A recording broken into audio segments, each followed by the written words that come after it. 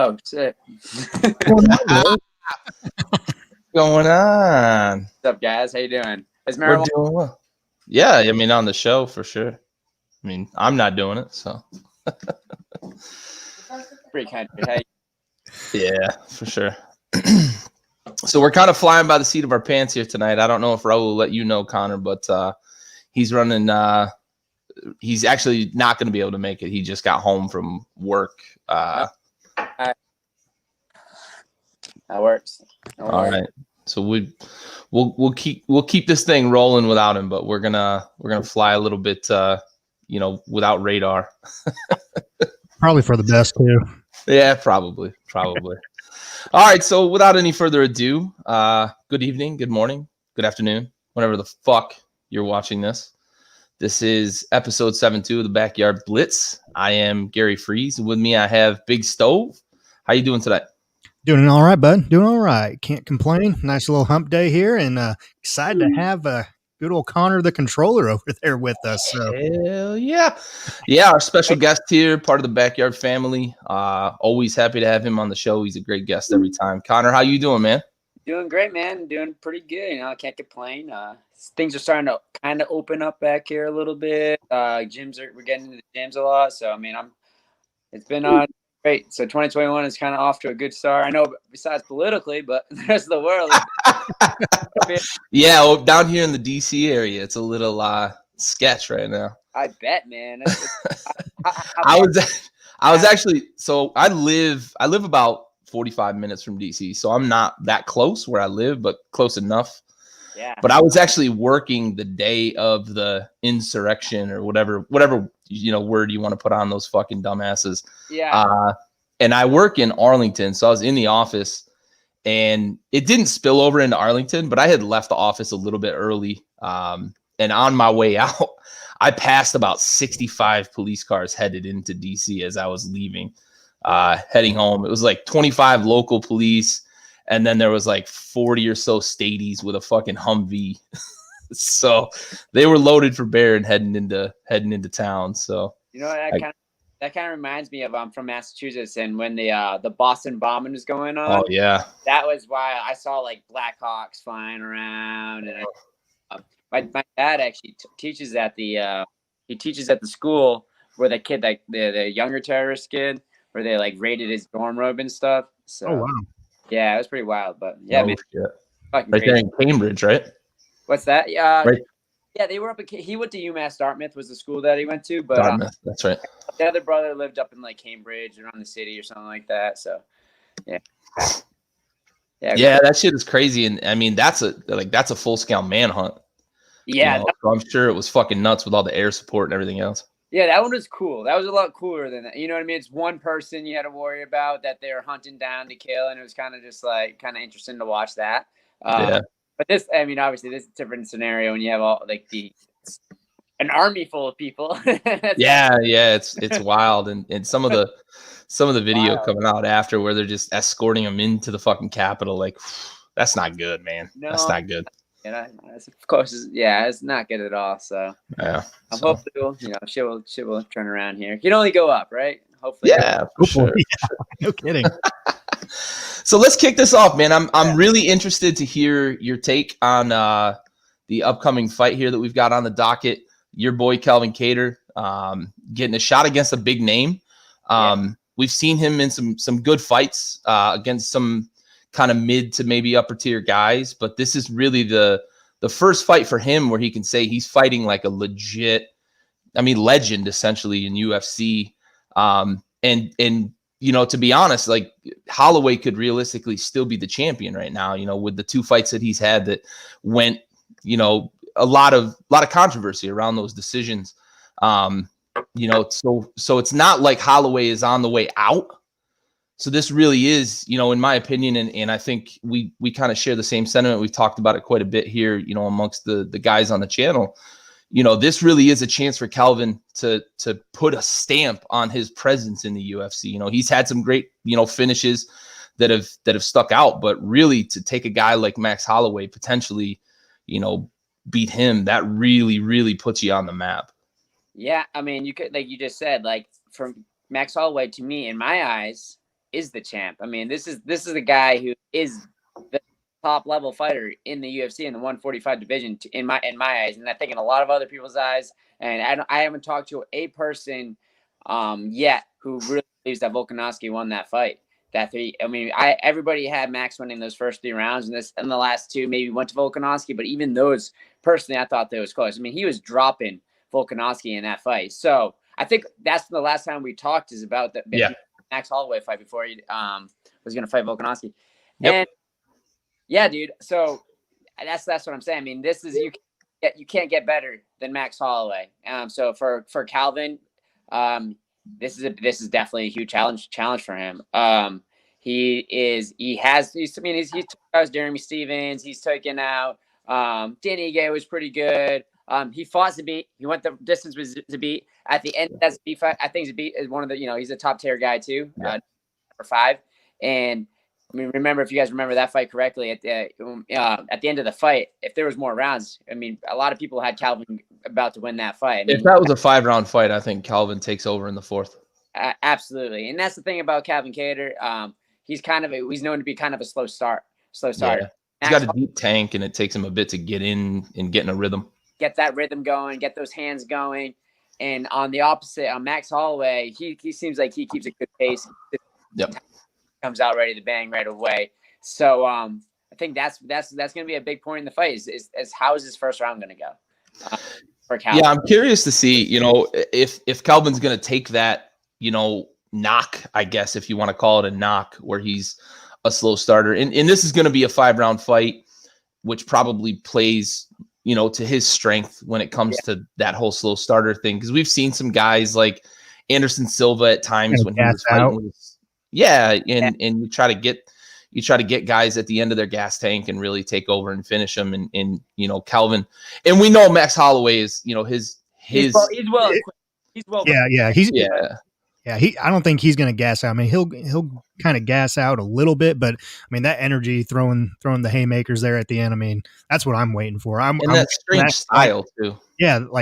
That final 30, maybe 45 seconds or so, if it is coming down to the wire as far as points go or rounds, whatever, I'm really looking forward to seeing both those guys. Fireworks. Yeah. Just start laying them out. I mean, start swinging, but. So I was listening to somebody else talk about this on Morning Combat. I don't know if you guys watched that podcast before. It's an MMA podcast, and they were talking about from Max Holloway. This is a do or die. Yeah. Like he kind of got that last one stolen from him, and then now this one is. I mean, if he doesn't win this fight, he's dropping down on the ladder pretty far. You think about it too, right? Like it'll be 3 in a row. 3 in a row is kind of the death blow in UFC, right? Absolutely. That's the point where you start to think, is this guy's career over? And it would be a little unfair for Max, in my opinion. And I think we can all agree, because there's a lot of controversy around even both of those fights against Volkanovski. Yeah. And, it's not fair, but it's the reality, right? Like you put it, it could be, a position where he starts dropping. Kattar's 7 right now, right? 7 in the UFC. Yeah. Ranked number 6. 6. That's right. That's right. 6. I mean, and there's but it's 3 in a row still. The standards, take those the way you are. Some of them, like I don't know. I don't have Yair Rodriguez as high as some of the other guys up there. Even though he did take down Korean Zombie. Brian Ortega, he has good fights and he has bad fights. I mean, really pieced him up really. So just take those standings the way you want. But Calvin's just all that top 10. I mean, when you get to that level, I feel like it's like who's on that night sometimes. Yeah. So Connor, I have a quick question for you. Who do you have in this fight? And then also going to the fight that will be going before him between Carlos Condit and Matt Brown in the co-main. Who do you have in that one? So for the first in the co-main, we'll go to the co-main first. Carlos, I have Matt Brown, hands down. I think Carlos is on the tail end of everything of his career and everything, and just skill wise. I don't have like too much to say about that fight. I just haven't done too much research on that one. On top of that, when it comes to the Max Holloway versus Calvin Kattar fight, Can you put loyalty aside if you think Max is going to win? Loyalty aside, right? There was like about skill sets, and I have Max Holloway's got the whole day. I mean, his jiu-jitsu is nasty. It really is. It's he's got kicks. He's got the boxing as well. He's got youth size. He's got experience on his side. I know he's got a couple of head injuries there for a little while. I remember he was suffering with some concussion problems.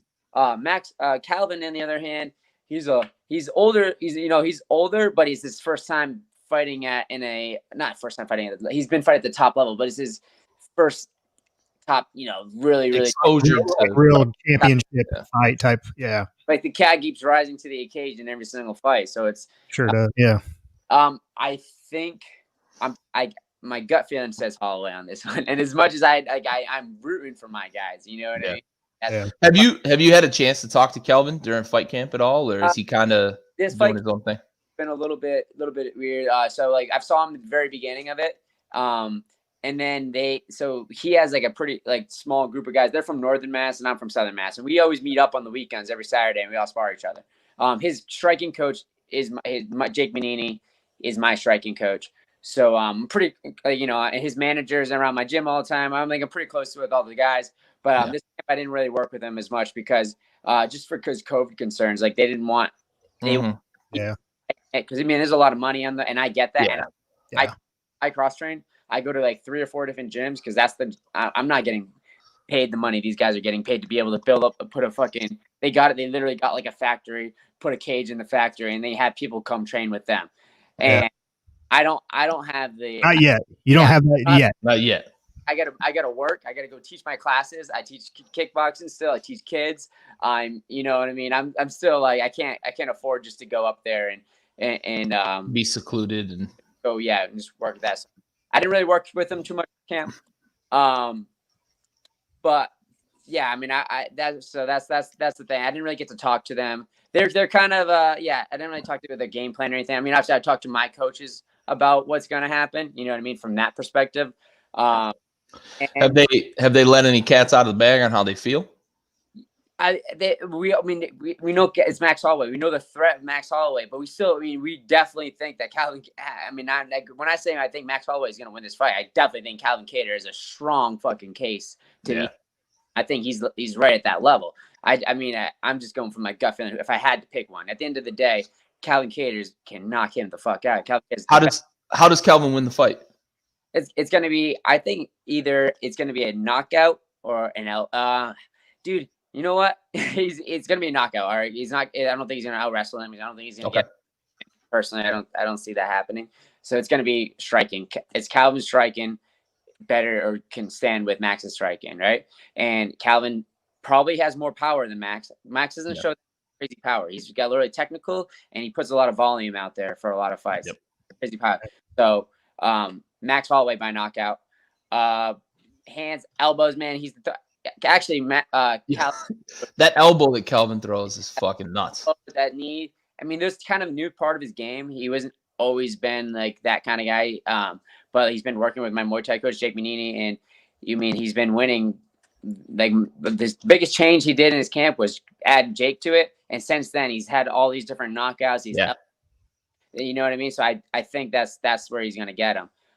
Also, I've noticed last time I sparred with him, his kicks got a lot better, and his kick defense got a lot better. That's going to be important against Holloway. What's that?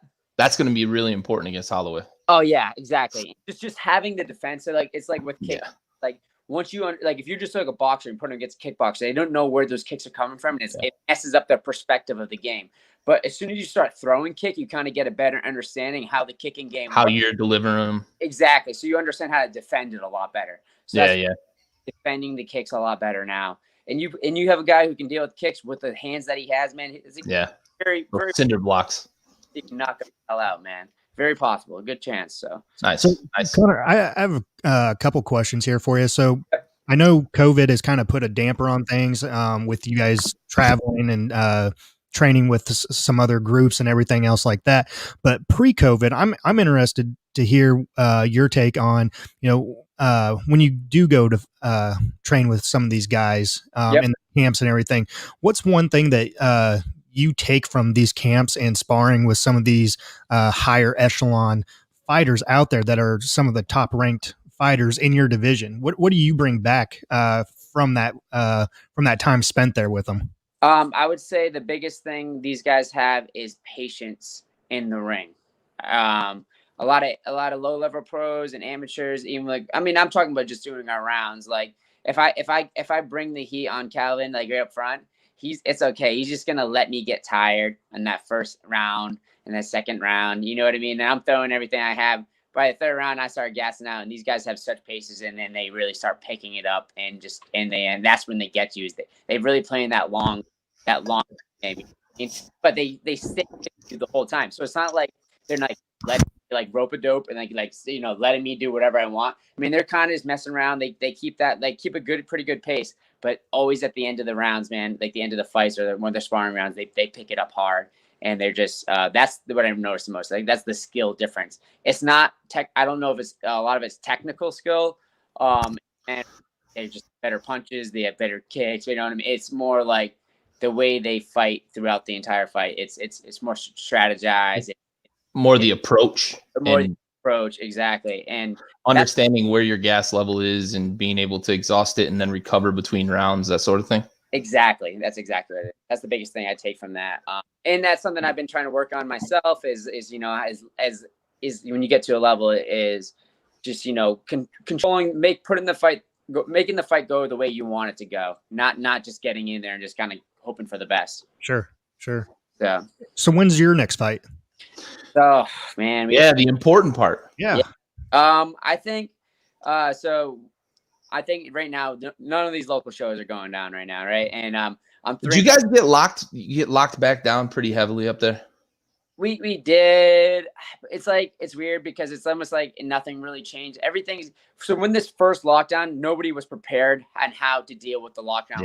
Yeah, like companies and places to go and restaurants and businesses. We just everything stopped. This time they say it's a lockdown and we kind of.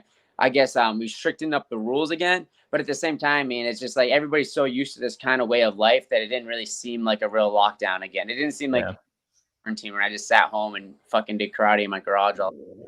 And you want to go practice karate in the garage? Yeah, I go practice. Yep. So this time did we just become best friends? Yeah.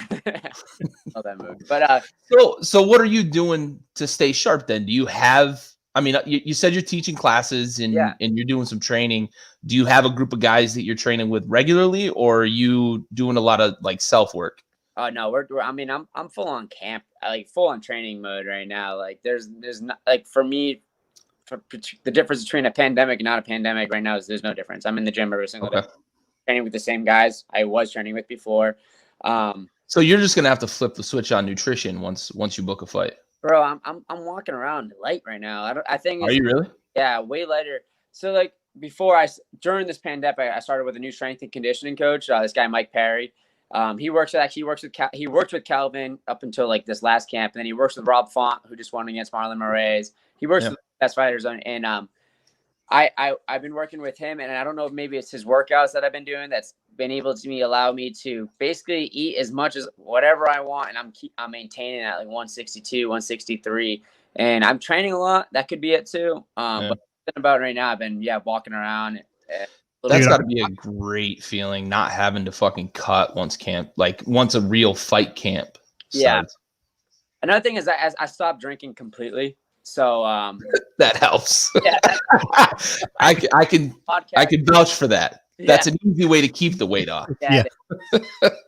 I was drinking was Vegas. Remember right after my last fight, I was in Vegas, and I you know what I mean, like that's like the last week I think I drank, and then I came home. Oh no shit! I've been pretty and it's just easier, man. Especially for me, like, hey, I'm not getting any younger. I'm 28 years. Yeah. Now, which is not. I mean, I still got a lot of fighting ahead of me. But you're just getting in your prime though for fighting. But when it comes to drinking, I don't. 23. So, yeah, that recovery doesn't happen. No, so for me, it's like it's not worth it when I go into the gym and like you get a Kona there. over, but like Yeah, Kona, baby. Nice. what's that? Drinking a Kona. Oh, I like that beer. I do like Kona. So those are good beers. So Connor, I'm actually on a new strength and conditioning program as well, and I cannot eat anything I want. I'm trying to lose weight. I'm trying to cut weight. When you do both at the same time, it's really hard. And I tell you, when you start dieting and you start working out hard, and you put a Because you need the calories to work out, but then you eat, and then it's like you fall off the wagon when you start eating after a workout because you're just like, I want this, I'm fucking hungry. That's what I've been doing lately. This might be a reason why it's been working. Is I've been fasting. I work out fasting in the morning, so like I don't eat. I stop eating around like 8 o'clock at night, and I don't eat until like 1 to 2 o'clock the next day. And I train. Oh, really? And I train. All right, so have you noticed any like drop off in your performance in the morning? That 4 days a week. Then there's 3 days I do whatever I want all day. Just because so my heavy lifting days where I'm like lifting a lot of weight, I got to put carbs in my stomach. Yeah. That's why I eat carbs on those days. But if I'm just doing like wrestling, jiu-jitsu, and boxing and stuff, I have to do that Monday, Wednesday, Friday. I don't eat until I get done with all that stuff. And I feel like that burns a lot of fat, and you know what I mean? Stop me really easy. It just keeps it off. So that's awesome. So, Connor, I have a quick story here and a question to follow. And the only reason why I'm telling this is because my brother is watching tonight. He used to wrestle and is a big UFC fan. But in high school, he was wrestling, I want to say maybe 152 or 160, somewhere around there. Anyways, he had made weight. And the night before his wrestling match, he was so damn hungry from cutting weight all week and everything. He went out to Taco John's and bought a 6-pack and a pound of tater tots, and then didn't make weight for the wrestling match that next day, and so had to wrestle at the higher weight class. Yeah. And so, have you in your wrestling days or anything like that? I'm sure you probably have, but is there a time where that's happened to you, where you just said kind of just fuck it and, just ate whatever just to wrestle at the next weight class? No. So I was never a wrestler. I was a jiu-jitsu guy my whole life. So we didn't really worry about doing, making weight classes. But when I started in MMA, I haven't missed weight yet. There's just always too much on the line for me. I've had a lot of opponents miss weight by a couple of pounds. And I've also have done a lot of catch weights where opponents would be like, you're supposed to fight at 45, but they end up fighting at 50 just because they know they can't make the weight. So, but for me, it's never been really a problem. It's discipline for me. It's like that's like part of it. It's easy it's not easy to make the weight, but it feels better for me to be the guy like I made my weight. You know what I mean? If they it's like I bet I won that mental fight before they even stepped on. I already beat them in that. So this fight's gonna be an easy fight. So I have a similar story to the Taco John story. So we went down. This was in midget or peewee wrestling before high school competition. But so we go down to our regional tournament. We had like a local district tournament. You go to regional, and then regional take you to nationals and stuff. So we go down to our regional tournament, and I until like my sophomore year of high school, I had to suck so much weight. I would wrestle at like light weights, and I hated it. But my mom was a nutritionist and would help me out, like making weight. Yeah. But then, so we go down early on we weigh in Friday night, and there's no weigh in Saturday morning. So we go down Friday night, and I make weight, eat a bunch of pizza that night, sleep it off. I'm fine. But we wake up in the morning and we go to Perkins for breakfast. And I got this fucking cinnamon bun that was like as big as my head. And I ate that fucking thing. And in the first match, I wanted to throw up on the mat. Mm-hmm. And I barely won. I barely won the match, but I come off the mat, and my coach is like, "You're regretting that cinnamon bun." I was sluggish as fuck on the mat. So yeah, that's it. Will get you. It will get you. Yeah. There's but like so what we do for MMA is we do our weigh-ins at 24 hours before the fight. So you got some, and that's a lot of times I've made myself throw up quite a few times after that. It's because, man, it's like you drink too much water, or water, or like, some sort of heavy food.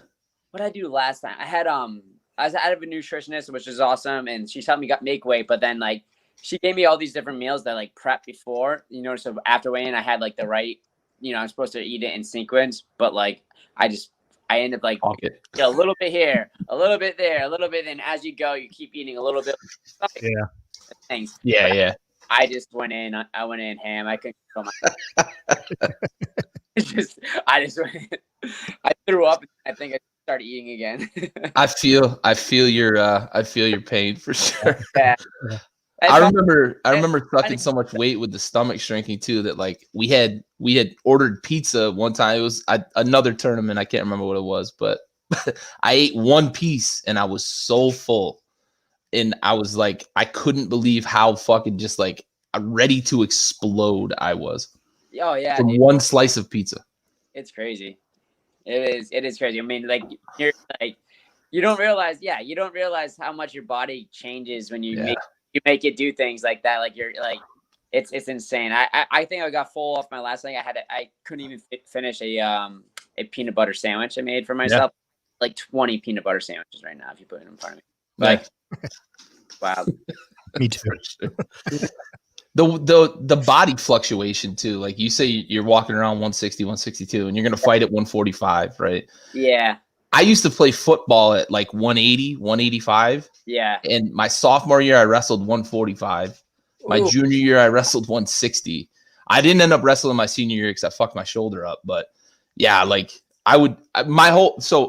during baseball season, I was essentially putting weight on to play football. Yeah. And then I was sucking weight after football season to get down for wrestling. Yeah, man, that must have been real rough because that's a quick turnaround too. And you play that tough. You play Thanksgiving, and then all of a sudden, all right, time to get myself. You have never mind during wrestling season, you have Christmas and you have all the holidays. The worst holidays during wrestling. The worst. It is. I mean, it's good. You need to have football in the fall, but like I wish wrestling, you'd want it at the at least a summer sport. Right. Or like, you know what I mean? Like I knew guys that wrestled in the summer and stuff. Like they would play spring sports and then wrestle in like travel wrestling in the summer. But they do like freestyle tournaments and stuff in the summer, and Greco-Roman was during the high school season. But yeah, man, like the guys that played football, we'd put on weight, we'd hit our weightlifting program, and I mean, I probably fluctuated more than most of the guys that wrestled. But yeah, I mean, some of them were 15 pounds. I was like 20 to sometimes. My sophomore year was like 40 pounds. Yeah, that's insane, man. That's a hard thing to do. Is pushing gaining muscle is the hardest thing. I think that people are like, it's easy. You can gain fat to get bigger, but packing some muscle is real hard to do. I mean, for some people it's pretty easy, but sure. Yeah. So, Connor, my brother has a question for you. What is your go-to meal after you make weight? I've been doing a lot of different things. Honestly, I don't have a go-to right now, but my last two, I think I did. I had pho, whatever you say it, the Vietnamese noodles. I like that because you're getting a lot of sodium and it's chicken broth, and it's kind of opening up your stomach a little bit, and also you get those carbs from the noodles and stuff. So that was my last time I've been doing that. The first thing I eat always is a peanut butter and banana sandwich.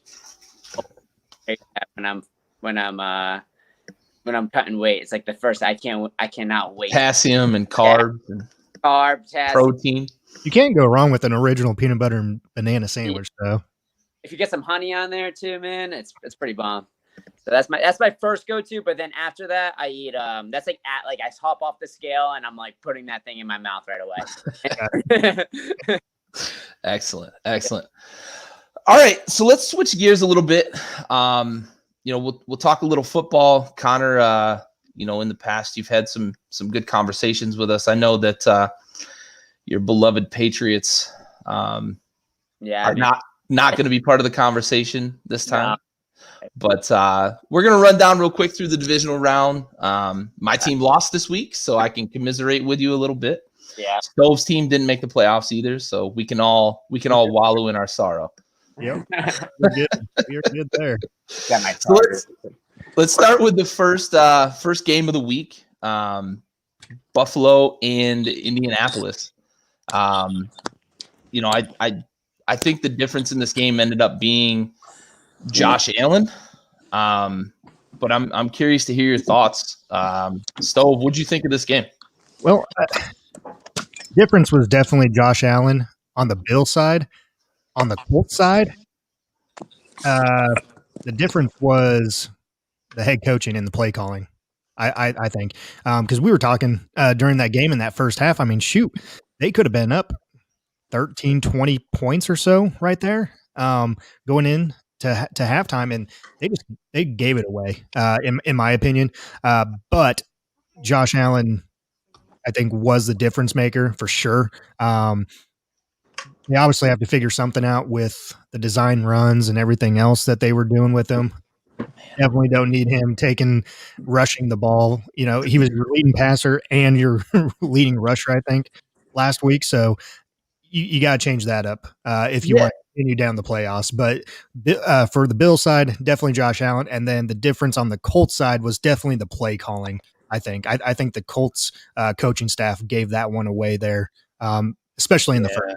Some of that decision making was real questionable. And we talked a lot about, that decision to go for fourth down there at the one, or I think they were at like the 1.5, almost 2.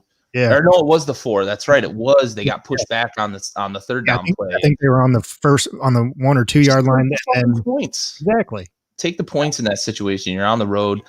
And yeah, the Josh Allen stuff is crazy. Those design runs are just getting him beat up. And he's so productive with his feet when it's organic. We talked a lot about him scrambling, getting out of the pocket, seeing the field, and being able to make a decision with his feet, as opposed to those designed runs where he was really just getting lit up.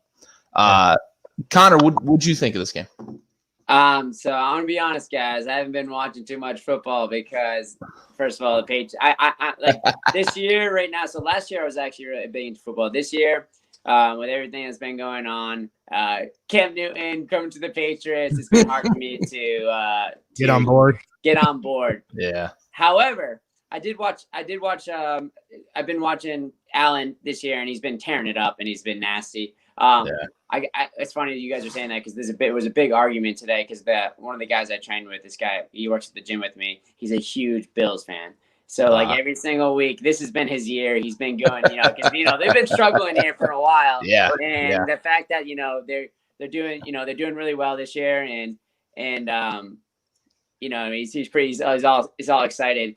But it's funny because the other night I was watching Tom Brady play with the Buccaneers, and it's just like watching my old team play, dude. It's so weird watch. It's like because I know I watched the Patriots this year, and every single day I'm just like, it's just not the same feeling I used to get when I used to watch the Pats. And then I was sitting there just watching the Buccaneers playing in playoffs, and I'm just like, this is what I remember football used to seem like. It used to feel like, you know what I mean? And just picking it apart, some amazing throws, and it's just interesting to see how how that goes, how one player can have such a big impact on an organization and completely turn it around. I mean, I know it's a quarterback position, but still, man, it's like it's a totally different vibe. But one thing I'd like to ask you guys, I know there used to be this big conversation about was it Belichick, or was it Tom Brady? And I feel like we figured that we got the answer to that, right? What do you guys think? I think 100%. 100%. Yeah. Yeah, definitely Tom Brady. It's Tom Brady, right? And I mean, I think it's a combination of both, right? When they were in New England, they were so great for 20 years because of both of them. Yeah. Right. But the biggest difference maker on that team, and I had this conversation with a lot of people, and I would scream it from the mountaintops, and then I'd get called, oh, you're a Brady lover, you're a Brady stan or whatever. I'm not even a Patriots fan, man. I'm just trying to tell you like it is. Right. They had no talent on the offensive side of the ball outside of like 2007. Right? Like that year when they had that offense that was just fucking unbelievable. That was the one year you could say they had a lot of talent. Welker. That was the Moss and Welker. Yeah. Yeah. Yes, Bug just in my house. But yeah, I mean, they had so much, so many years where Brady made up for that lack of talent. He made so many guys great around him. Yeah. And Belichick is a mastermind, and some of those defenses were unbelievable. But I'll tell you, there's no quarterback that would have been able to take the level of talent that the dude threw passes to one Hall of Famer in his career. Right. Like, and Gronk's probably going to go to the Hall of Fame, so we could say 2 now. But Randy Moss is the only Hall of Famer he ever threw passes to, and he threw passes to him for 1 year. Exactly. And look what happened in that 1 year. He threw 50 touchdowns, and Moss broke Rice's record. That's exactly, and like a lot of these players, once they leave the Patriots, they're not doing anything. They're not going to a new organization and tearing it up. I mean, Deion Branch is the prime example. Yes, he went to Seattle and sucked. Came yes. back to New England and won the Super Bowl MVP. Yes, exactly, man. It's insane. I mean, and was that 2007 when we had Deion Branch, we had Randy Moss, was it Julian Edelman on the team? Wes Welker. We were using Wes Welker at the time. He was playing that slot position. I mean, that for me, that was the best year of football I've ever watched. I remember they were nuts, man. They were running the score. He scored 3 touchdowns. I think Randy Moss one year scored 3 touchdowns in the first half or something crazy like that. Yeah. And it was a snow game. I don't know if you guys remember that game. I remember that year them beating Washington like 48-3. Yes. That's what I remember from that year as a Washington fan. That's rough. Rough. But yeah, man, it's yeah, you're right. I mean, the debate has been settled, I think, this year. Yeah. I would say Brady. So. And that being said, like, I'm sorry, I can't really talk in the rest of the league. And the only focus I've really been putting on was the pass this year, I'm really hoping that next year we tried it out. We tried the Cam Newton thing, and it did not work. And they're rumored in the Watson sweepstakes here, though. So pay attention to that because they might start a farm to go get Deshaun Watson and maybe. There we go. So. Yeah. Rough. It's been rough, guys. Yeah, welcome to my world for the last 2 decades.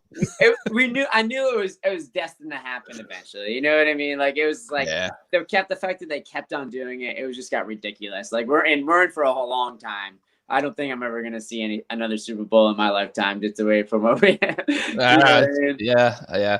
Oh, you guys had a lot of people opt out this year too with COVID and a lot of good defensive players, especially on the defensive side of the ball. So it might not be a super hefty rebuild process, but they're definitely a different team without Brady.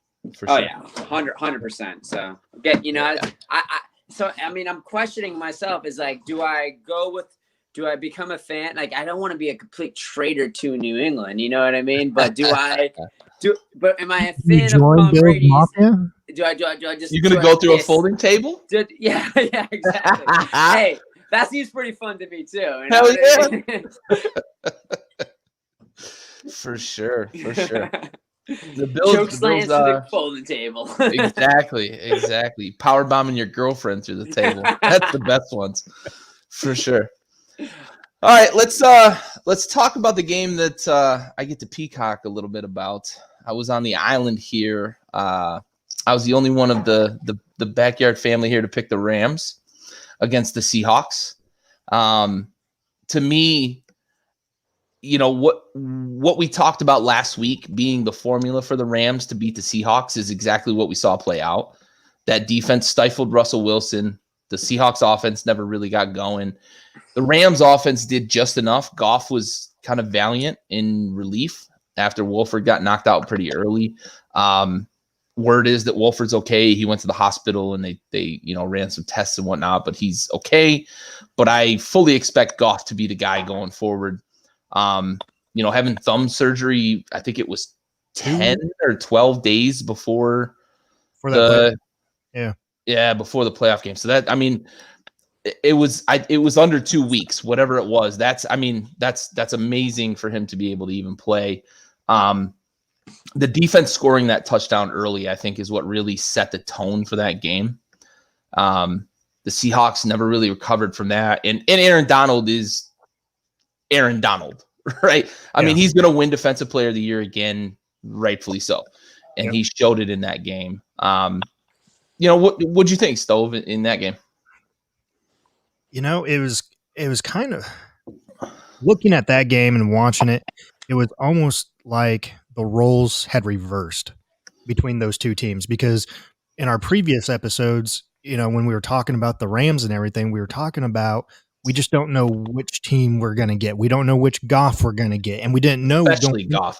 Yeah, especially Goff. We didn't know going into this game, if Goff was going to play or if he was going to start. We had no idea really until basically the day before the game. Yeah. And so it was almost like roles were reversed. Wilson really didn't get much going. He had that one long pass to DK for that tutty. Other than that, I mean, Ramsey shut him down. Other than that, and the Rams defense, I mean, with Aaron Donald there, yeah, Aaron Donald got hurt there towards the end, but they gave him a little cushion, a little wiggle room there, that they could play with.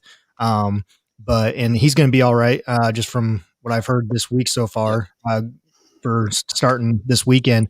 But yeah, to me, it was just they definitely weren't the Seahawks that started the season, the first like 6, maybe 7 games of the season. They definitely went downhill. They were trending down from that point on, and it just seemed like it got worse as the season went on. And then you had those last couple games of the season, they kind of went up a little bit. And that's where I picked them to go over the Rams there. But I mean, kudos to the Rams there, and Sean McVay and Dean Reddy and playing lights out. It's amazing to see an offensive mastermind like Sean McVay completely defer to the defense. Yeah. That's what makes him a great head coach, right? Understanding what the strength of his team is and being able to, defer to that side of the ball, run the ball on offense, take care of the ball. In the games the Rams have struggled this year, Goff has turned the ball over. Definitely. Yeah. And it's put the defense in bad situations. And that didn't happen in this game, right? The Seahawks turned the ball over. The Rams defense asserted themselves. And as you said, Ramsey was unbelievable against Metcalf. And even that touchdown he scored, Wilson's running the scramble drill and throws a ball 45, 50 yards in the air on the run. Otherwise, Ramsey was pretty much flawless throughout that game. And to cover somebody like DK Metcalf in the scramble drill with his size, his speed, Wilson's outside the pocket, like you're not going to cover him for 10 seconds while Wilson's running around. And if you look back at it, Ramsey was really, I mean, he was right there. I mean, he was probably about one step. He didn't beat him by much. No, he did not. He did not. And so, right to your point there, where he's in the scramble mode and everything, and you're kind of going all over the place there as wide receiver and everything. So yeah, but I mean, right when DK caught that, I mean, Ramsey was literally right there, one step behind. So I mean, matter of inches, really. But yeah, I mean, kudos to the Rams moving on, and they got the Packers this weekend. Yeah, for sure. Connor, I know you said you didn't watch a lot, but thoughts? I did watch championships. I was lightly losing that game. It was on the TV. I definitely had it on the background. I was watching that game in Seattle. Plus, because I used to live up in Washington, and I like to talk shit as much as possible, and no matter who's beating it. All I know is as long as Seattle's losing, it's a good day for me. So I'm happy about it. I can endorse that because I'm a Seattle hater as well. I do not like Seattle. I actually went there liking the Seahawks, and then left there fucking hating the Seahawks. I was like, I hated their fans so much. They were aggressive to me. I mean, obviously, because the Patriots and I was there during that interception. So you were there then. Yeah, I was there for that, and I was there for that 28 when we came back from 28-3, and it was snowing in Seattle, and I was doing naked snow angels outside when we won. Love it. Nice. All right, so let's talk about the game. Connor brought it up a moment ago. The Saturday night game, Tampa Bay versus Washington. Near and dear to my heart. Near and dear to Stove's hater heart. As a Cowboys fan, of course. But I want to talk a little bit about Heineke. Yes. Yeah. Hey, I'm a fan. I told you he was good. He was with the St. Louis Battlehawks in the XFL before. That's my team. I was a fan of him then. He just got paid. He got paid from that game. I hope he got paid in Washington. That's what I hope. I even wrote the group before the game started when they announced that Heineke was going to be starting and asked if I could change my pick because I had picked Tampa Bay on our previous show. I like Heineke. I really do. I liked him out of ODU. I understand why he didn't really get a shot in the NFL because he came from that run and shoot June Jones type offense at ODU where stats can be very skewed. They throw into wide open windows, so you don't know how that translates to the NFL. He's a little bit undersized. I think he's more of like a Drew Brees stature without Drew Brees' credentials coming out of college because Drew Brees was a stud at Purdue in the Big Ten. But I always thought when he was at ODU, I thought maybe he's got some potential to be okay in the NFL. He never got a chance, and I understand why. But, man, I fell in love Saturday night, and I really sincerely hope, and I wrote you this yesterday, if Ron Rivera was to come out and say, Taylor Heineke's our guy going into next season, we're going to build around him, I'm excited for next year, right? We're unsettled at the quarterback position. Rivera came in and didn't like the guy that was here, right? Haskins, and I've made my feelings about Haskins well known, right? We don't have to we don't have to guess whether or not I'm upset about how he treated Haskins, but I like Heinicke, right? And I'm excited about what he brings to the table. I couldn't believe how poised he was in that game. That's what blew my fucking mind. And Chase Young brought it up in the week 16 game where he came in relief of Haskins late in the game and we were getting our asses handed to us. But Chase Young was talking to him on the fucking field late in that game. And he says, you're balling. And Heinicke says, that's what I do. Yep. And Chase Young goes off on the sideline. He's telling everybody on the sideline that'll listen. Right? Yep. Ford knows what he's doing out there. Ford's balling. I told him that, and he says, that's what I do. I like this guy, right? So I'm in. Chase Young is a guy that we've talked a lot about. He's a leader on that team as a rookie, which is unbelievable. But, man, I'm pretty much all in. I know I talked a bit about wanting Stafford if he's available for trade, but I think if we could lock Heinicke up and just build around him, we don't have to give up any draft capital. I'm all in, I think, on that. Connor, I want to get your thoughts on Brady in this game really quick. I know he carved us up quite a bit after Chase Young said, I want the GOAT. Careful what you wish for, young man. I thought overall all the balls that like the bad passes I saw was the receivers were just dropping the balls left and right. I mean, he was throwing it right off people's chests, and I saw people had a lot of drops in that game. So I think it could have been even worse than it was. But he had some good receivers over there, big. But overall, I mean, Tom Brady was being Tom Brady. He's an amazing passer. He was he just looked like, to me, he just looked like he hasn't lost too much since last year. He hasn't really lost a step with the new offense and new coordinator, new organization. So it's like he's got into his rhythm, and he's still dangerous. He's coming into the playoffs again, and he's doing it again. How old is he? 43. 43 years old, man, and amazing. he's still a great contender in the NFL. I was very impressed. I mean, like you said, I enjoyed watching that more than I enjoyed my entire season of watching the Patriots this year. So he was surgical, man. He was. He really picked apart a defense that I don't think Jack Del Rio had the right plan, but man, Brady picked it apart. No matter what was going on the field, and that offensive line kept him clean. That was a big difference in that game. Yeah. Brady loves a clean pocket. He loves to stand tall in the pocket, see the field. Survey the field, find the mismatch, find the guy that's got, the opportunity to make a big play.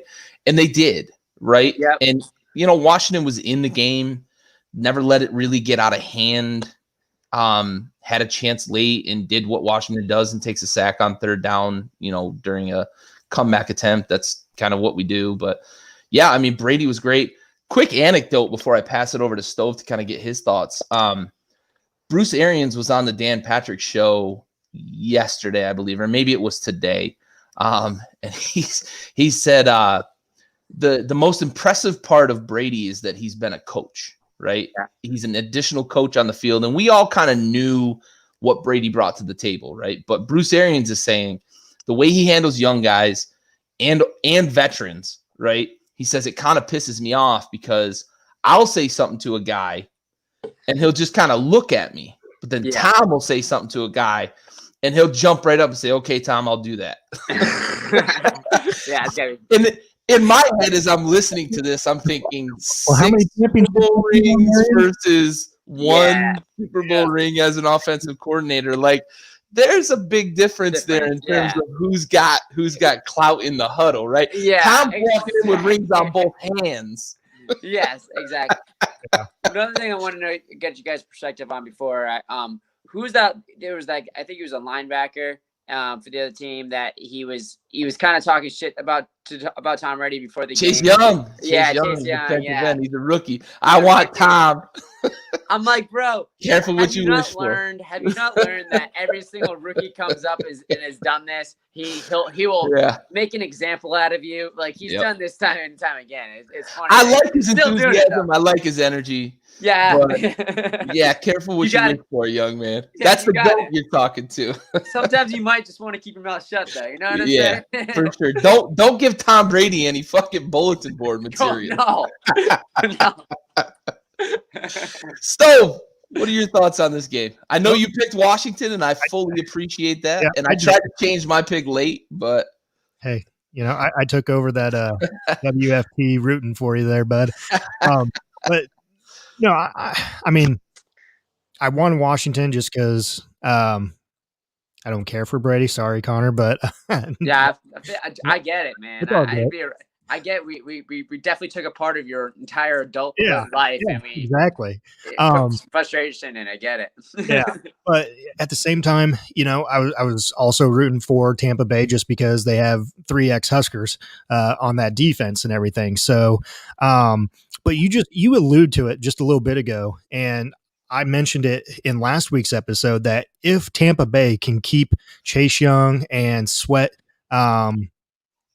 out of the pocket and keep Tom Brady inside that pocket where he's not having to be mobile and scramble and everything, then Tom Brady's going to do what Tom Brady does, and that's pick apart the defense. And that's exactly what he did. Give credit to the offensive line there because they did their part to let Tom do his part. And I said it last week that if the offensive line let those guys through and everything else, Washington had a really, really good shot at beating Tampa Bay. Like you said too, Heineke, give all credit where it's due there. I mean, that dude just balled out. He literally left it all out on the field, I think. I mean, you saw it with that 10-yard scramble, 12-yard scramble there where he dove at the end zone. Yeah. I mean, man, he was balling, and his throws were good. Very mobile outside the pocket, which that is something that you guys have been missing for the past few weeks with Alex Smith. I mean, Alex Smith was mobile to an extent, but not very quick, not very agile. And so he was definitely a liability. And you mentioned that several times as well too. But man, I was really hoping for an upset there, but I'm not mad at the outcome either. So it will definitely be interesting to see 2 40-year-olds go at it this weekend, though, with Tom and Drew Brees. So, what's interesting about the NFC playoffs, man, we could get some matchups that I don't know how other people have felt, but I've been waiting for these matchups for a long time. For these, I've wanted Brady Brees in the Super Bowl, and I've wanted Brady Rodgers in the Super Bowl. And we could get on back-to-back weekends, not in the Super Bowl, but in the playoff setting. Yes, we get Brady versus Brees this weekend, and we could get Brady versus Rodgers next weekend. And we know that Brady's not going to be afraid of that cold weather up in Green Bay, so that could be a fucking real good game. Yeah, very much so. Very much so. I love the potential we have though for those matchups for sure, because that's something that I've been clamoring and wanting for a long time. I want to see Brady against the best because he's been dominating the AFC. Let me get him against Brees. Let me get him against Rodgers. We could get that in back-to-back weekends. Yeah. So it could be a great couple of weekends for matchups. Oh, it definitely will. I mean, it doesn't matter who wins between. Well, yeah, it does. I mean, you're obviously going to get Brees or Brady on one end, but A-Rod has to take care of business on his end there. Yeah, Yeah. sure. Second one. Sure. Yeah. Who's Green Bay playing? Rams. Green Bay has the Playing Rams. All right, that's right. Yeah. Yep. So, and That then, defense could give them some problems. San Francisco kind of did some similar things last year that the Rams could do, get some pressure in the pocket and then run the ball. But I don't know that Akers is really the same threat that the 49ers had last year with that three-headed attack. So we might not, and the Packers defense is better this year than they were last year. So I'm not saying the Rams don't have a chance because, puncher's chance in the NFL, but yeah. Yep. For sure. All right, let's move to Sunday.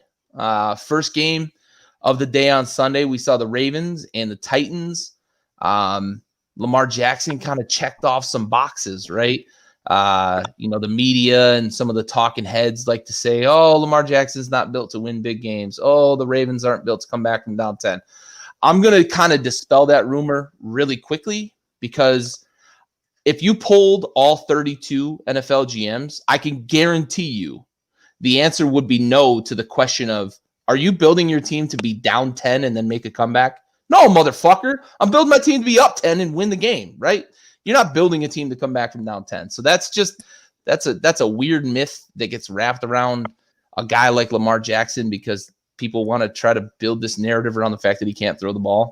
So I'm glad he's able to check that box off because now we can stop talking about it, right? I don't have to hear about it on ESPN anymore.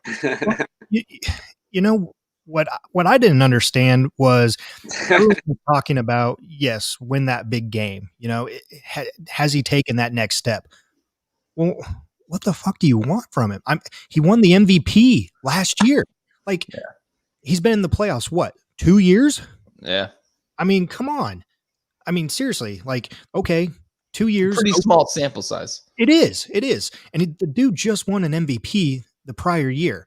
Yeah. So I was kind of dumbfounded by the question. I was just kind of scratching my head on it. I was just like, I mean, okay, lost last year to the Chiefs. Okay. And yeah, you're up however many, 20, 24, 27 points and then lost it and everything. I don't know. A great game for sure. If you took the over in points, you definitely lost your ass on that one. Damn it. But no, great game. And towards the end there, and I mentioned it in our chat and we had talked about this, I think maybe on our Christmas episode and it was all about the logo stomping and everything. Yeah. Who cares about that logo? Who cares? All I care about are the two logos at each end zone. I'm keeping you. That's the one I want to stomp on. Yeah, that's the one I want to stomp on. Who cares about the one at the 50-yard line? I could care less. But no, good game. And give credit to Baltimore's dude. I mean, thoroughly impressive. 40 rush yards for the King there. King. Man, 2,000 yards in the regular season. He rushes for 41 in a playoff game. So give credit where credit's due there on Baltimore's defense and unbelievable. Yeah, I mean, and Lamar Jackson. I mean, he had some incredible runs there. Scrambles outside the pocket, and he got that 3rd and 9 where he hit the fucking Jets. Ooh. Kevin Byard's like, oh yeah, I got this guy. I'm gonna save this touchdown, and Lamar just said, nope, I'm gone. Right, I'm gone. I'm hitting the NOS button like fucking Paul Walker, and I'm out. Connor, what do you think, man? I didn't catch that one game with Lamar Jackson, but I have watched Lamar play, and he's an incredible player, man. Just watch that guy outside the pocket and how fast he can just accelerate, and it's unbelievable to watch these athletes guys like that.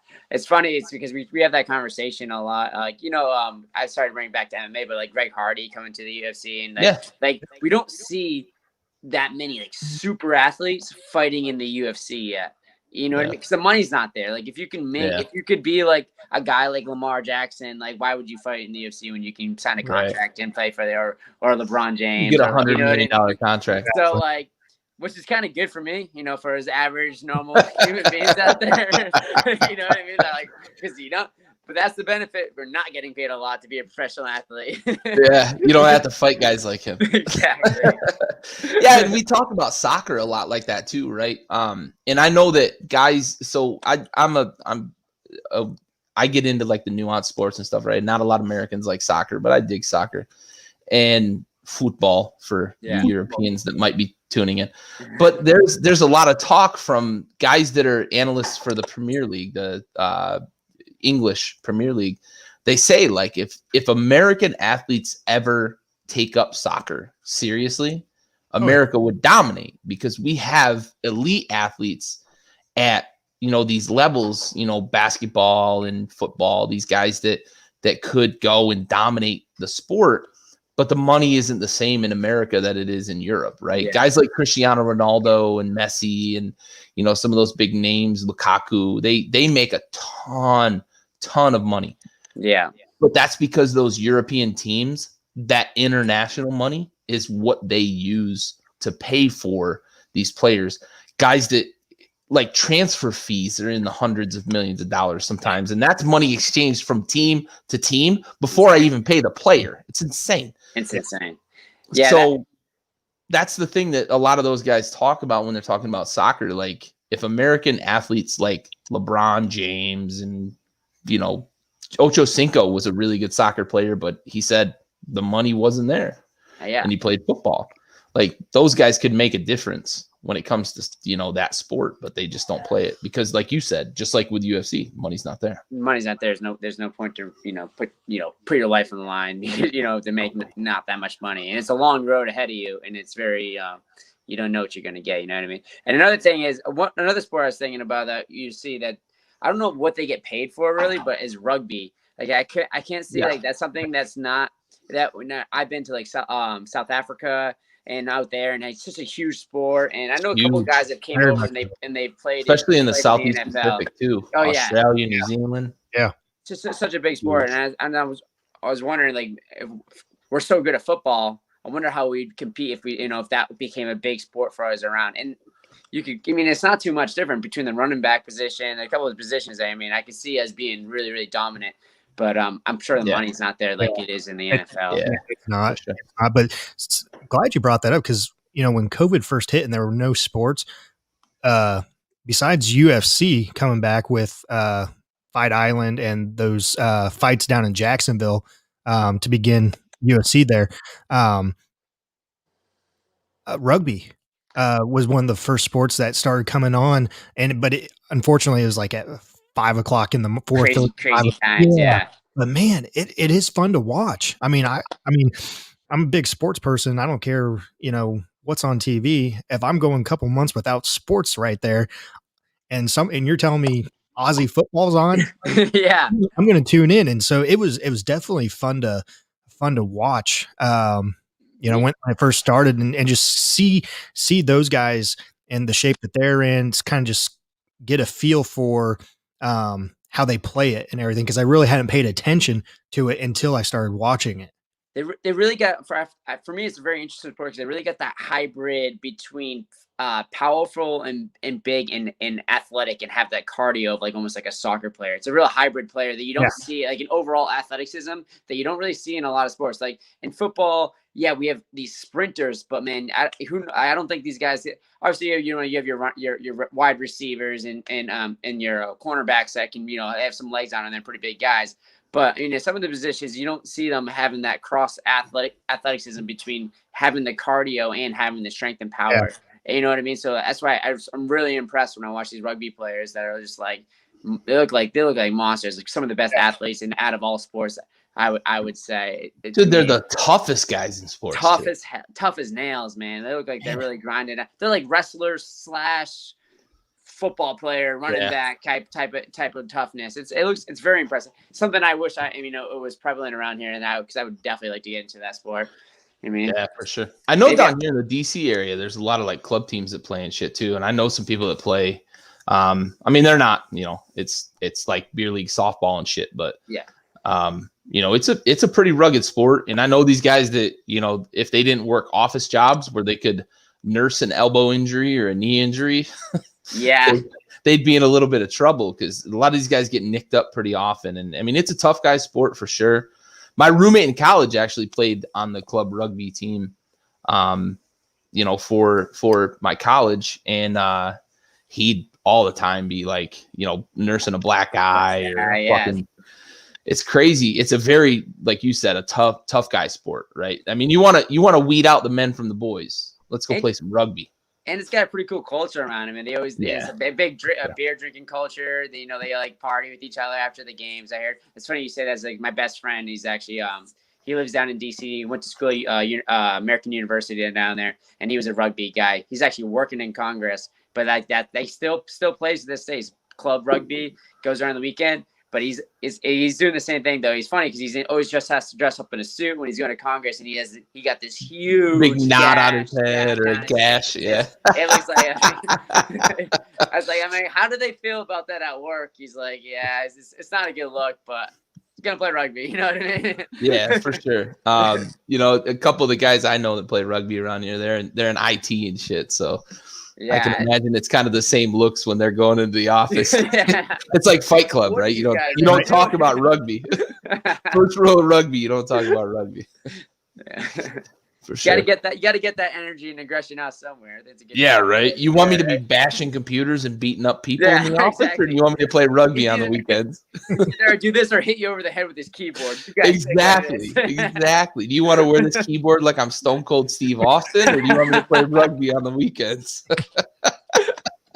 That's some funny shit. For sure. All right. I gotta wake up at like 4:00 in the morning. Yeah. Hit the gym. So I gotta get to bed. I really appreciate you guys having me on again. It's a blast. I'll try to get on here more often. Next time, I'll try to keep up with my football a little bit more so I can have a little bit more insight. You're good, man. Hey, we appreciate the MMA talk. We love your insights, on the UFC. Let us know when your fight gets booked. I know Raul and you are in contact quite a bit. Yep. But yeah, man, we look forward to that next fight. And, hopefully soon we'll be watching you on a UFC fight night or something like that. I think this or contender series, Contender series. Now, hopefully, the way I'm seeing this in my head for me, just to keep me training hard is I'm thinking maybe March, starting at the end of March to the summer. Hopefully, some of these local promotions, the vaccines are getting out. I think maybe things will start opening up at that point. I get one more fight, and then I'm sitting pretty well for the contender series. I'm 4-0, so hopefully get on the contender series this fall.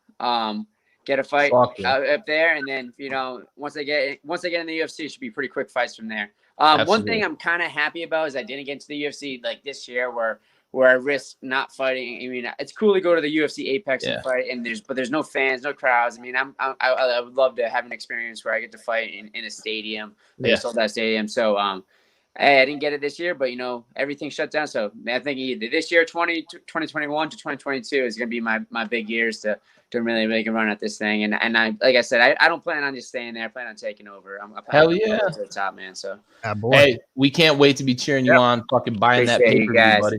Absolutely, guys. Yeah, we'll keep in touch. I'll let you guys know what's going on. Absolutely. Career, and we'll, appreciate awesome, you guys man. having me on.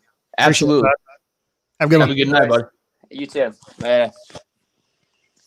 I don't know how to hang up. So you guys are gonna But this is There we go. All right. We figured it out. Hey, I just parting shot for Connor, man. He's tremendous every time he comes on. It's great to see somebody who's battling up kind of through the ranks. We've been fortunate enough to have Tim Kennedy on, who has fought at kind of the apex of the UFC. But Connor's a loyal guy, regular on the show. Love having him. And can't wait to see him fighting again. It sucks that COVID's kind of interrupting the momentum he had going, man, because his last fight, he ended the dude in about a minute. So first part of November, end of October? Yeah, it was about that time. Yeah, right around Halloween time. Yeah. It sucks that he hasn't fought since, but, COVID's a fucking bitch, right? Yep.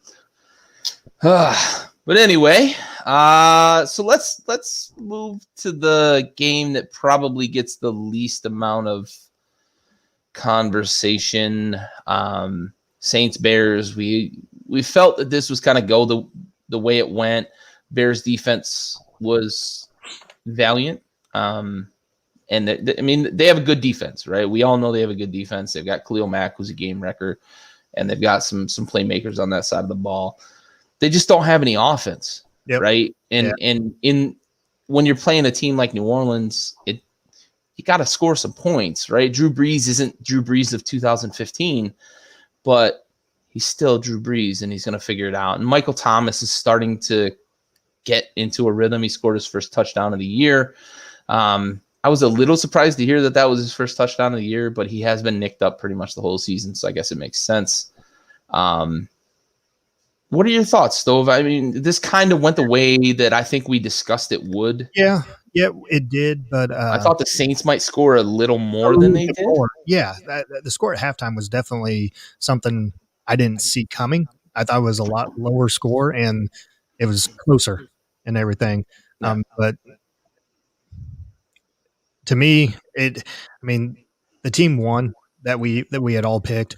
But for me, it was more of the Nickelodeon game for me. Dude, I mean, that's right. We do need to talk about that. I forgot this is the Nickelodeon game. It was right. The slime zone and everything. Oh my God. I mean, it was definitely neat to see all the little characters and everything, whatever they had going on, and especially getting a younger crowd involved with it. I mean, you saw the kid sideline reporter there. The next day he was on freaking Pat McAfee show. For sure. For the brand. Yeah, for the brand.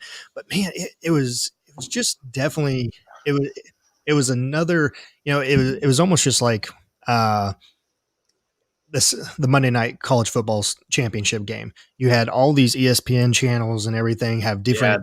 What do they call it? The megacast or something. Yeah. Something like that. It was something different. It was something different to give the viewers a different view of football, and where they throw out the highlights or the best dessert or my favorite dessert or my favorite what candy or whatever from these players. It was just something different to give the audience, and it almost made me wonder if it was a trial run for the Super Bowl. I think that would be something that'd be a huge win for Nickelodeon, right? To broadcast the Super Bowl. Two, I don't think it would be a bad idea. I don't think so. No. Even if it's just the NFL going to Nickelodeon and saying, listen, we liked what we saw. It's got the potential to draw in a younger crowd. Let's put this on our biggest platform, the biggest event in all of sports. Yeah. Let's do this, right? Yep. Because you mentioned, right, like they had the favorite dessert conversation, right? What does that remind me of? It reminds me of the Little League World Series. Little League World Series, exactly. Right? Where dudes are like, Big Al, right? I'm Big Al, or my teammates call me Big Al, and I hit dingers. Yep. Right? That's the kind of shit that I thought was really cool about some of the little tidbits I saw. I didn't watch the game on Nickelodeon, but I did see some interesting tidbits after. Yeah. I know you watched it. Did you watch it exclusively on Nickelodeon, or did you tune back and forth? Nope, I watched it exclusively on Nickelodeon there. Was the whole broadcast pretty good? Did they do a good job? Yeah, and I wasn't fully paying attention to the game. We were over at some friend's house. We were playing some cards, so we had the game going on in the background. Yeah. They did have up in the booth. They had 3 reporters or analysts, and one of them I know was a former NFL player.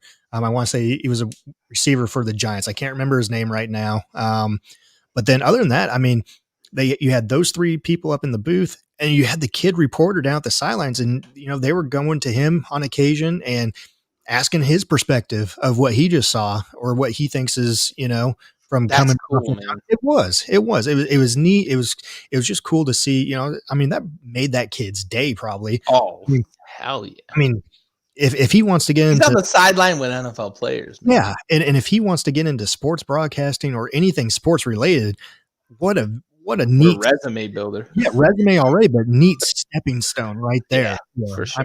So kudos to Nickelodeon and the NFL for putting that together. And I hope they do it again, and hopefully here in the near future. Super I hope Bowl. so too, because I think I'm going to have my kids tune in. Full disclosure, I kind of forgot that Nickelodeon was going to have a game. I know we talked about it, the fact that they were going to have one, and I kind of lost track of it. But my kids actually weren't here until just about the end of that game. They had gone to a friend's house, but I was like, man, that's something that I probably should get my girls to watch, because I think they would get into that. And it's been hard for me to get them into sports. I haven't really pushed the envelope like a lot of that kind of Hollywood dad might try to. Right there. But if they're going to get into it, they're going to get into it. Yep. Exactly. Yeah. So I think something like that might actually work in my favor to kind of get them interested. So I do hope the NFL does it again. If they do it for the Super Bowl, that'd be fucking tremendous. Yeah. I think it would be a great idea. Definitely. For sure. So all right. Well, let's get to the final, and I'm sure we can all say most surprising game of the weekend.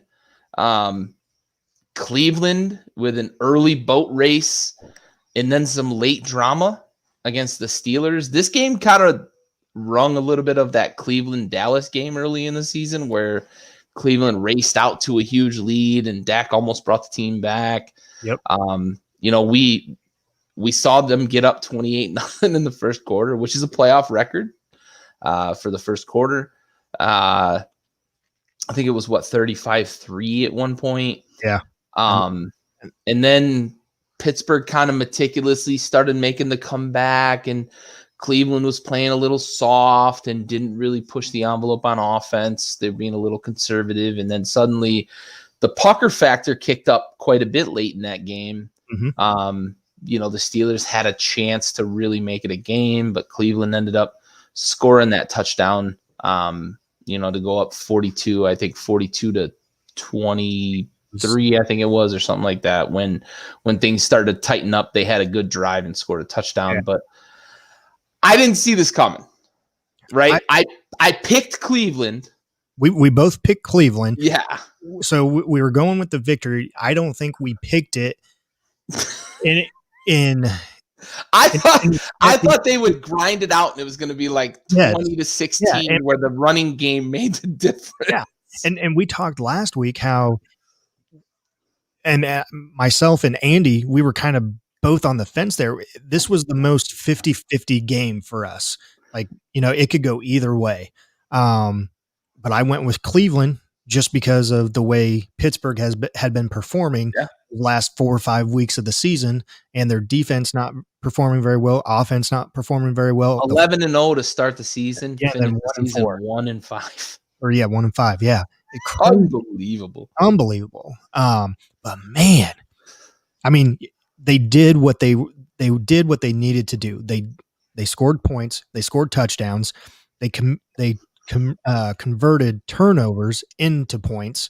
Yeah. And I mean, Big Ben, holy cow. I mean, what, 3-4 INTs on the day? And you don't put yourself in a very good position to start off the game when you have the snap go over your head. Yeah. And recovered for a touchdown right off. I wasn't watching this game. I was actually assembling my new smoker that I sent you guys some pictures of. Yeah. But so I was assembling it, and it was amazing to me on the radio listening to that opening salvo where the snap goes over his head. And the announcers are just like, it's almost like they just can't quantify what just happened, right? And they're so stunned. The call was like, the snap goes over Ben's head. It rolls. Oh, it got kicked. It's in the end zone. Recovered for a touchdown. What just happened? It almost it wasn't like an inexperienced crew either. No, it was Kevin Harlan on the radio that I was listening to. It was Kevin Harlan and I can't remember who was with him, but like it wasn't like some inexperienced crew that just didn't know how to quantify it. This is somebody who's seen a lot of playoff basketball, a lot of playoff football. He's stunned because this doesn't happen. Marquise Pouncey is an all-pro center. Yeah, this doesn't happen. Yeah. It almost it reminds me of I want to say it was Super Bowl, and I really can't remember who was in it, but I want to say maybe the Broncos Broncos Seahawks. was okay, and it was When the when first they got this like a the safety or first something. drive, the Yeah, bad snap, and yeah, the game just yeah. steamrolled. Yes, exactly. It reminded me of that, and I mean, you saw how that played out. I Yeah. mean, so man, I Baker Mayfield. I mean, he he put a stamp on that win, and he did what he needed to do, and I think he answered some questions that people might have Yeah. had, you know, and a lot of people were asking this last week, you know, who matured the most or who grew the most in that 2018 draft class? Josh Allen, Mayfield, Lamar Jackson. And Lamar Jackson's already won an MVP. Baker Mayfield, he is definitely progressing. And then you have Josh Allen, who to me Is is in the MVP conversation. in the MVP conversation this year, and I think he'll finish runner up. But man, I mean, Mayfield has definitely progressed, and I think and this year alone, both he and Allen have progressed tremendously. Yeah. Obviously, Allen has progressed more, but Mayfield he has become smarter. He's become reliable, and I think you know he said it in one of his press conferences after they won. You know, it would a bonehead make this do this or whatever. Whenever I'm thinking of doing something, I think, would a bonehead do Yeah, this? and if yes, then I don't do it or what. I don't do that. Yeah, so he's definitely learned, and people were kind of putting him up there with Johnny Manziel. Now, obviously, Johnny Manziel was kind of in a class of his own with Johnny Football and this and that, but it wasn't that far off early in Baker's career because he'd been that guy in college who had the whole suck it thing and flipped off the sideline and ran from the cops at a party at a kegger. I've done that, but I wasn't the fucking quarterback for Oklahoma headed to the fucking draft combine, right? Yeah. Like it wasn't that far off early on, but as you're articulating, like he has changed. Mm-hmm. Like he's a different person today than he was in 2018. Yeah. Almost unrecognizably different too. Yeah. Yeah. It's amazing to see his maturity. And I think you're right with the word reliable. I think that's the biggest difference between Baker Mayfield today and Baker Mayfield even in 2019. Right? He's reliable. Yep. You don't see the opportunity for him to make the mistake and he just makes the mistake. He's a guy who understands the situation. And in this game, it was very evident that he understood the situation. They were up really big. Let's be careful with the ball. Let's not make that mistake that's going to turn this game on its head. Exactly. Let the ball start rolling downhill, right? Avalanche came in. Dual head threat there with Chubb and give him the fucking ball, bro. Exactly. Feed that monster. Yep. Feed that monster. Yeah. And they were amazing. And Kareem Hunt early in that game really put his stamp on the game, finishing 2 of those drives with touchdowns. Mm-hmm. And you mentioned it, right? When you get turnovers early in games and you kick a field goal, that's a win for the defense. Exactly. Finishing it with a touchdown, though, that's a win for the offense, and that's a momentum builder. Exactly. And that's what they were able to do early in that game. The difference between 3 and 7, it's a big difference. Yep. For sure. Yeah, definitely. All right, well, let's talk a little bit about this weekend's matchups, and then we'll get to our salute to service, and then we'll finish up with Capper Facts.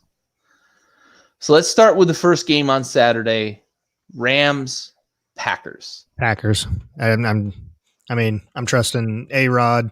Their run game a little bit there, and A-Rod. So Yeah, I don't think I can disagree with you, to be honest. They're home. LA's a warm weather team. I don't think that LA is going to be able to do the same things that San Fran was able to do to them last year. They were on the road last year, right? Yeah. They were in San Francisco last year. I think that home field advantage is a real difference maker for them, even with no fans in the stands.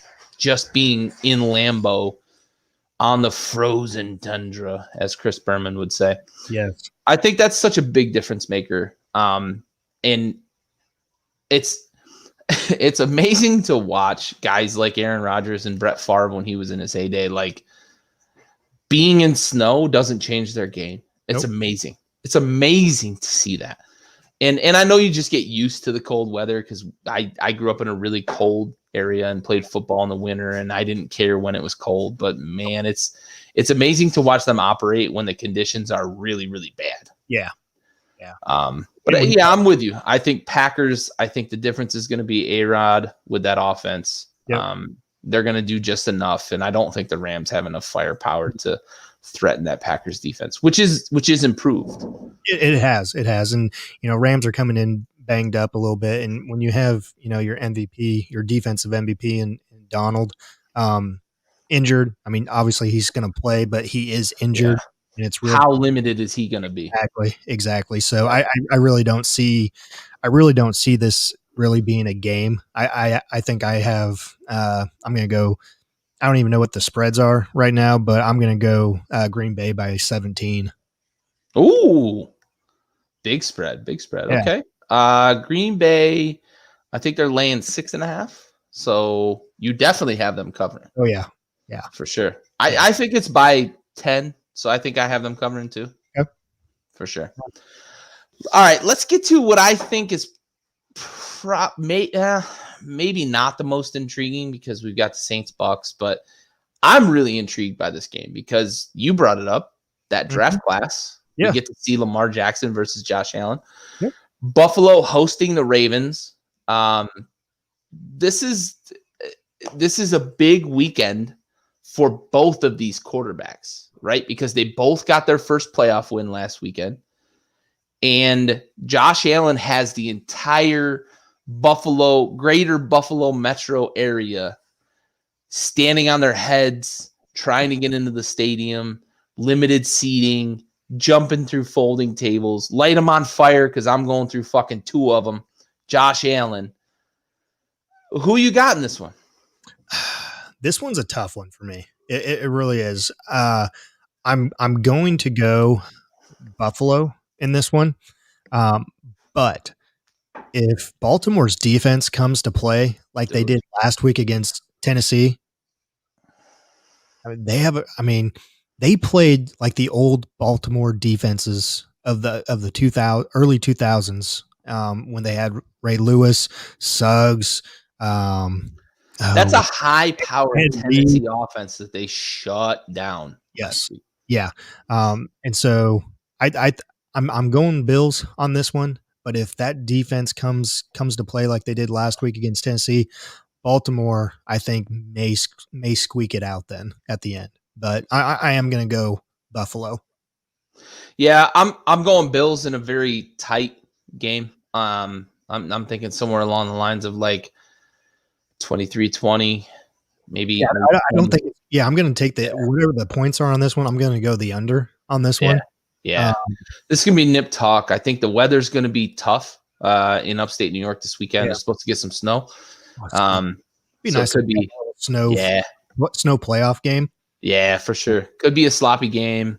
I think Green Bay's actually supposed to get some snow too. Yeah, we could get some real playoff football this weekend for sure. Hell yeah, with that weather. I'm with you, Bills. I think I'm going to go razor thin. I also think that this is one that I'm super tossed up on. Yeah.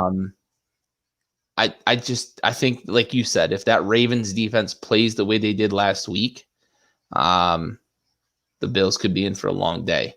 But I think Josh is in control of that offense enough to the point where I think he's going to be able to put up enough points to win. Yeah, I agree. All right, let's talk Browns Chiefs. Is there much to this? Are the Browns going to be able to compete? Can they run the ball enough to keep Patrick Mahomes on the sideline and contend? They can. I think they can. Will they? Will they? Yeah. You know, this could be one of those get out to, a 20, 21, 24, 28 point lead. And then Squat. Patty Mahomes just says, "Here, watch this, hold my beer." Yeah. Yeah, it could be. Man, I think I think the Chiefs are going to dominate this one. There's just too much firepower on the offensive side.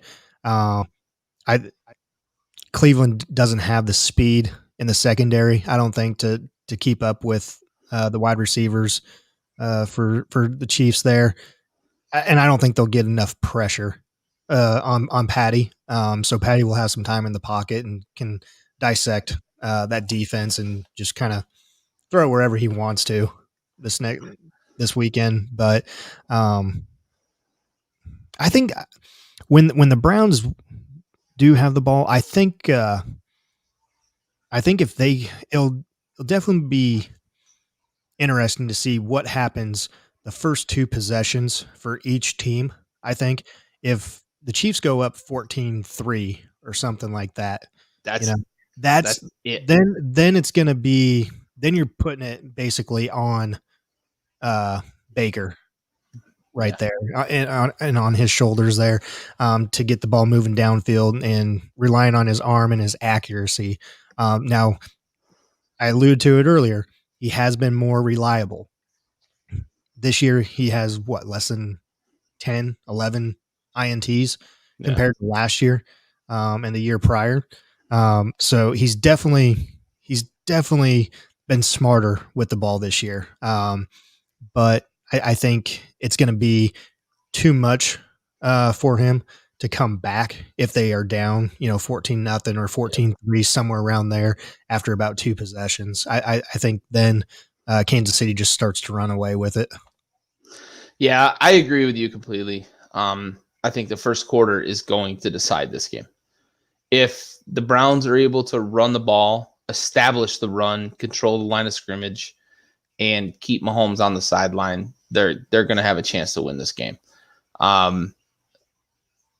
If the Chiefs score touchdowns on their first two drives and like you said, Cleveland kicks a field goal and has the punt, that's it, right? It's over at that point, in my opinion. If the Chiefs get up on the Browns, they just don't have the firepower to come back. And I know I said previously you don't build teams to come back. And that's what I'm talking about, right? The Browns are a team that want to run the ball. They want to establish that line of scrimmage and control it. If they don't, then it's going to be over early. If they're able to establish the line of scrimmage and control it, I think we're going to have a really good game late. Realistically, though, I've got the Chiefs kind of running away with this one. I hate to say it because I'm a big Baker fan. I've been a Baker stan for quite a while, and I don't want to see him get squished by this Chiefs team, but I think that's what's going to happen. Yeah. I've got the Chiefs by probably 3 scores. Ooh, yeah. Yeah, I've got them running away a bit. Yeah. Unfortunately, I think they're going to get up a little bit early. We've seen them kind of coast this season and win games close late. Mm-hmm. I think they're going to I expect them to flip the switch a bit and Mahomes to stop fucking around. But yeah, I mean, I like the confidence in Mayfield from Jordan there. But I don't buy it. I think the Chiefs are going to get up a little bit early and then kind of skate away. 3 scores. That's what I'm predicting. Oh, Mayfield for the win. I like it. I like the confidence. Sure. All right. Let's finish up with Brady versus Breeze. Who do you got in this one? I'm going Breeze, and again, I'm going Breeze and their running game. I really don't think Tampa still has a running game. You got Kamara back there. You got Breeze. You got Thomas. I think they're just going to be those it factors, and I think Kamara is actually going to be the MVP of this game with the run game. I don't to be honest, I don't care who wins this one. Just for the fact, just like last week, I got three ex Huskers on that Tampa D. So I always got to root for them. But I think Saints are going to pull this one out. I really do, and I think it's going to be kind of a 28-31 type game, maybe. Yeah, I like that score. I'm in that ballpark, 28, 30, 31, 28, 34, 31, kind of in that area, 50 some points maybe scored. You going Tampa though? I am. Yeah. Look, here's a couple of reasons. One, I watched Tom last week against a defensive front that's better than the Saints defensive front. Now, the Saints defense overall is better than Washington's defense. Sure. They have better playmakers on the back end, but I've seen Tom neutralize playmakers on the back end, right? Tom's problem is pressure from the front. Now, if Cam Jordan's able to get to him, that's going to ruin my pick. Mm-hmm. And I'm fully prepared for that to possibly happen, because Cam Jordan's fucking awesome, right? Yeah. Stud. But I think right now Tampa's offensive line is in this groove where Tom's our guy. He's going to stand tall in the pocket, and I don't think any back end of a defense is ready to compete with Tom Brady. What Tom's problem and Peyton's problem is when defenses get pressure on them. Exactly. Yeah. And I don't know that right now, the way that Tampa's offensive line is playing, that New Orleans is going to be able to get pressure on them. I don't see it. And that's where I think Tom's going to be able to score enough points to beat this New Orleans offense. Now, I think New Orleans is going to score points differently than we usually see. I think we're going to see a lot of extensions of the run game because Tampa's got the number one run defense, and that front four of Tampa's really strong against the run. I think we're going to see Kamara on a lot of swing passes. So we're not going to see the run yards. Mm-hmm. I think you're right that we're going to see Kamara assert himself a bit against this defense, but I think it's going to be in different ways than just taking handoffs from Breeze. I think it's going to be swing passes, screen passes, ways to get him the ball in space and let him do some work. But I've got Tampa. I've got Tampa in a nip-tuck game. I think both you and I, we're going to watch this game, and it could go either way at the end. Yeah, yeah. And I won't be mad at either way. So, yeah, for sure. All right, so I missed the topic, and we're going to talk about it, right? I mentioned earlier we're going to do salute to service and cap or facts, but we've got to talk about the national title game. We have to. This was a pretty early on. We thought Bama was going to start to run away with it, and then Mac Jones fumbled, and Ohio State scored and made it tight again. Yep. But then Bama said, "Hold my beer. Hold my beer. Hold my beer. I'm going to take over," and that's what we saw. And I think we saw the affirmation of Devontae Smith as the Heisman winner in that game, and he only played half of it. He only played half. Yeah. Only played half of it and had 215 and 3 tuds. Yeah. First half. Oh. Yeah. I tell you what. And what stat line was he going to put up if he played the whole game? He was going to put up 400. 405. 405. They had no answer for him. They didn't. They jammed him. They doubled him. They played bracket. They played off. They played every sort of defense again, and he just beat it. You know who the real MVP of that game was? Sark moved him around like crazy. Yes. They had no answer when he would motion into the slot. Oh, unbelievable. Sark did a great job. Sark did a great, and kudos to him too, because I mean, right I mean, day after that game, he's heading to Texas to He take got on. his new head coaching job before the game started. Yeah, and so it was At Texas too, right? At Not at Florida Atlantic. at Texas. Texas. Yeah. I mean, he was dialed in. I mean, Sark had that game plan because if they had so much film on him but they created different plays and to get him out in this open against one-on-one defense, and you're not beating him one-on-one. I mean, he's gonna beat you one-on-one. And so man, that one play where I think they were at the maybe 5-10 yard line or so, and they brought Devontae. He motioned 3 times and came back from the left back towards the quarterback, and then sprint out to the flat and then caught it for Tutty. I mean, man, and then he just had some remarkable catches, and then his last touchdown of the half. I don't get how you had a linebacker on him. It's because of where Sark put him. Man, Sark got him in that matchup. Mm-hmm. It's unbelievable. Yeah, I mean, to see where they were moving him on the line, but the motion, you brought up the motion.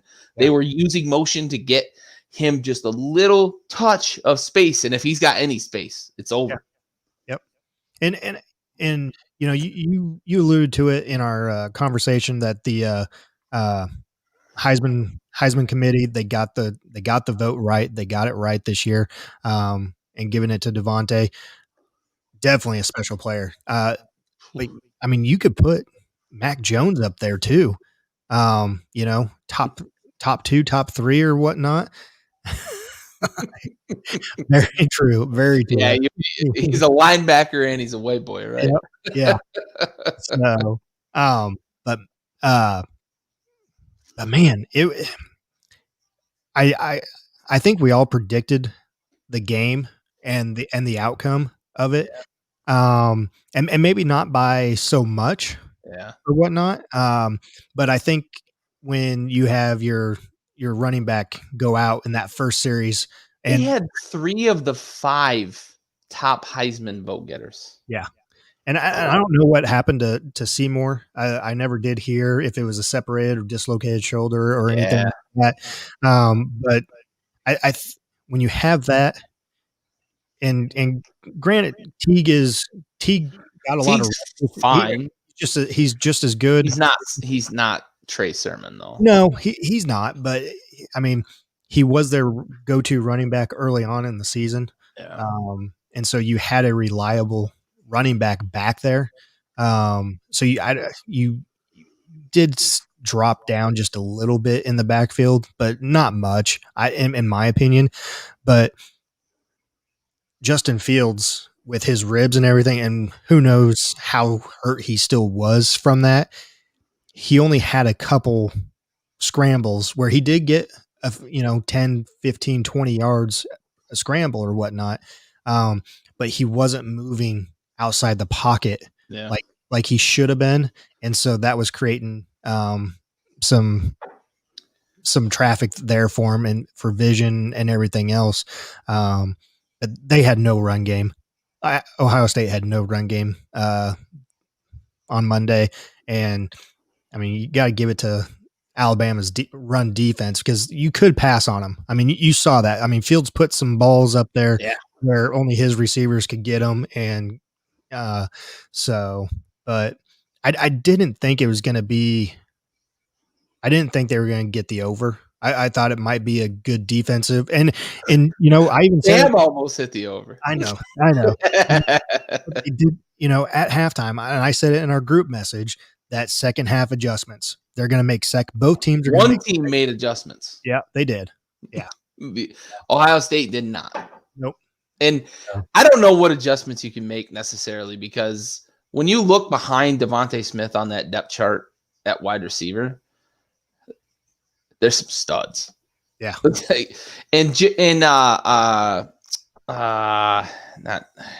the names elude me, but number 17 there, that he was out there limping around. Waddle. Waddle. I'm sorry. Waddle. That name was eluding me for a moment there.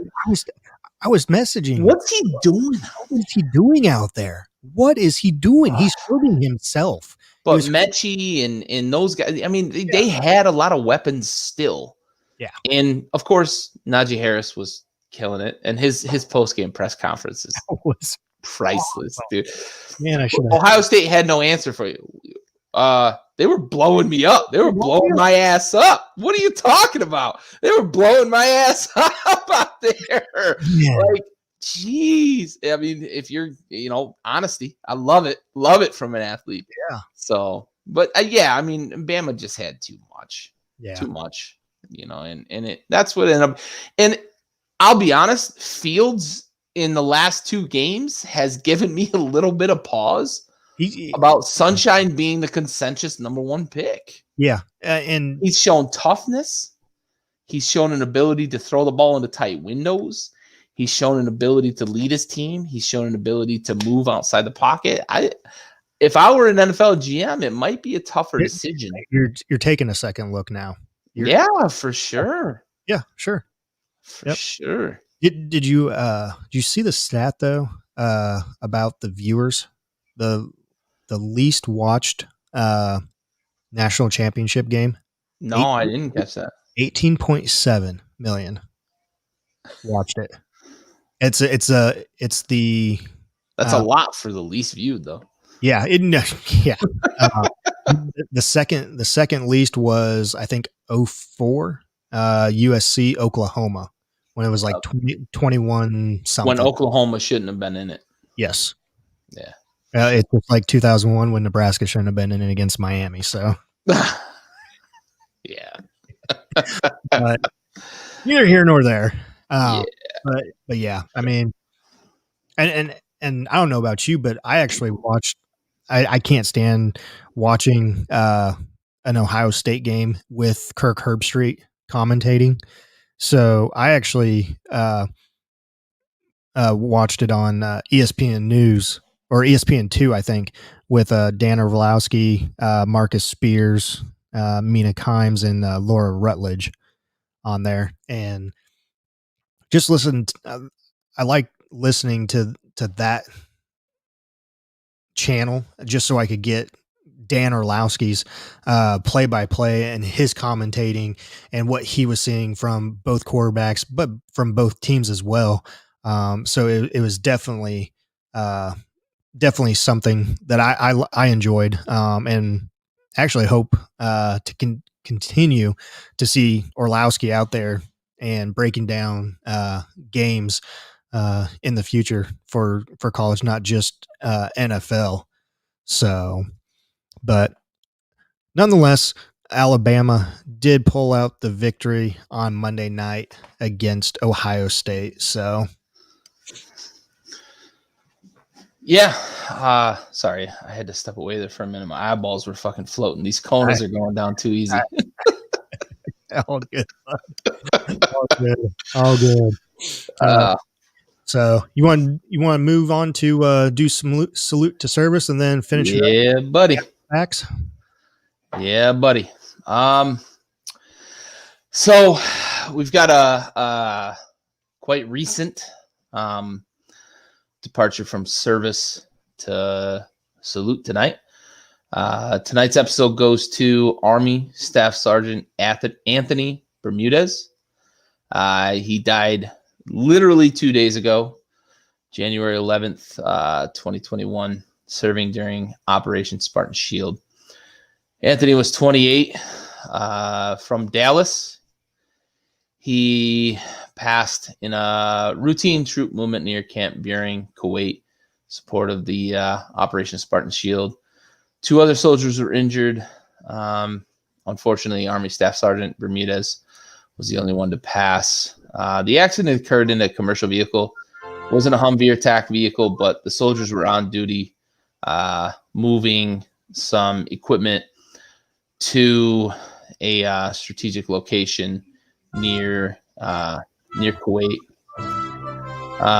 This sort of thing happens in the ranks. We train like we fight so that we can fight like we train. So these sorts of things don't necessarily come with no risk. And as we can see here with Army Staff Sergeant Bermudez, some of these training and movement exercises that go on, not on the battlefield, can be, fatal. And best wishes go out to his family that, this didn't happen in combat, but it did happen as part of support for the Army. Army Staff Sergeant Anthony Bermudez, we have the watch.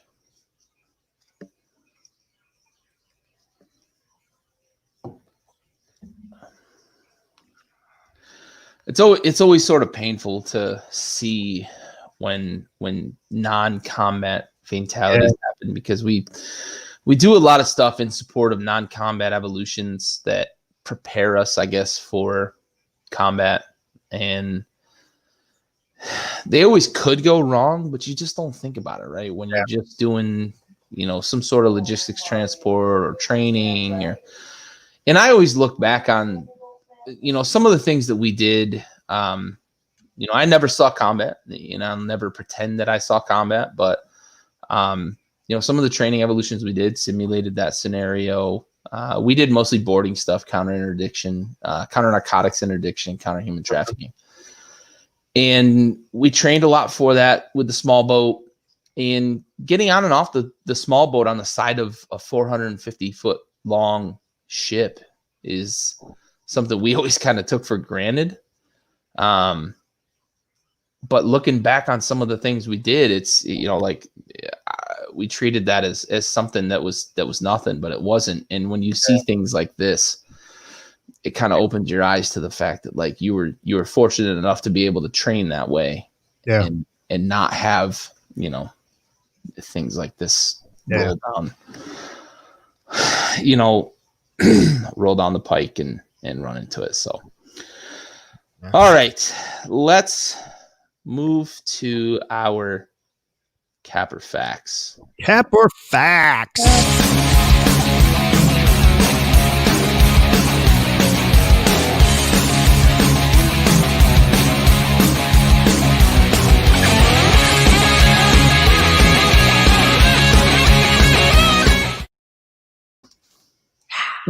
Wake us up a little bit there. Hell yeah.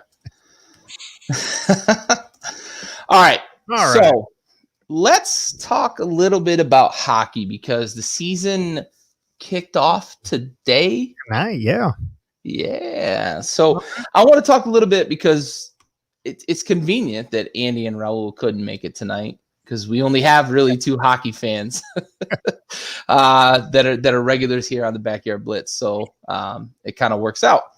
So I'm going to ask you, cap or facts, Tampa's the favorite to repeat this year. Cap. Why? Colorado Avalanche, baby. They made some good moves there in the offseason. I love that pick. Yeah. Love that pick. And my boy Joe Sakic. And if any of you guys know some hockey and the Colorado Avs in the 90s, I mean, that boy could skate. He's the reason my brother's an Avs fan. Okay. Honestly, my brother is a Colorado fan, and because of Joe Sakic. Because we played it was Gretzky hockey on the the Nintendo 64. Yeah. My brother would play with the Avalanche, and he would score fucking 20 goals a game with Joe Sakic. Yep. Sakic was nasty in those games, though. Yeah. I was a Ducks fan then, and I would score a bunch with Teemu Selanne and Paul Correa, but he would crush it with Joe Sakic. So Sakic's the reason my brother's an Avs fan. Nice. But just the acquisitions that the Avalanche made in the offseason.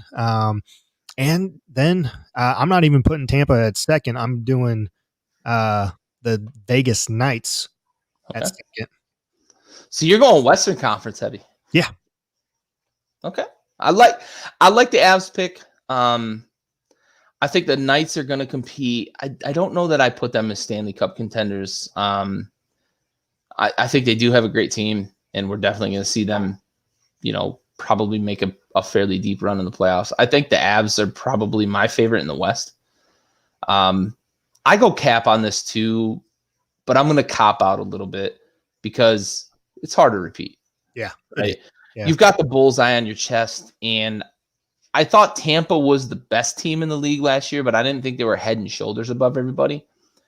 And I think with the pressure of being the defending Stanley Cup champs, they're just not gonna repeat. I don't think they're gonna win the East.